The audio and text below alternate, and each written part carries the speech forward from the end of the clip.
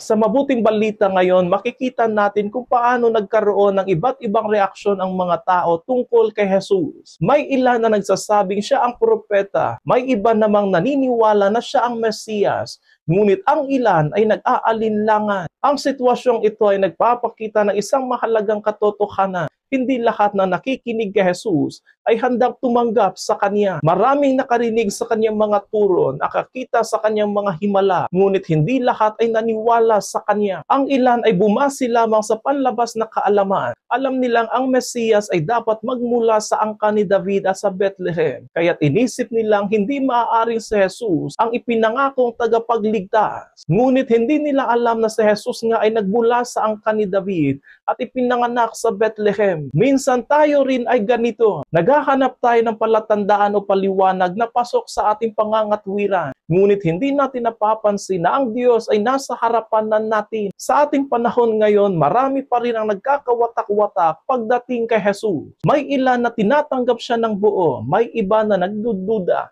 at may ilan namang tinatanggihan siya ng tuluyan. Ngayong Kwaresma, inaanyayahan tayo ng Panginoon na palalimin ang ating pananampalataya, makinig sa Kanyang salita, at tanggapin siya sapagkat siya ang ating Mesiyas at ang ating tagapagligtas.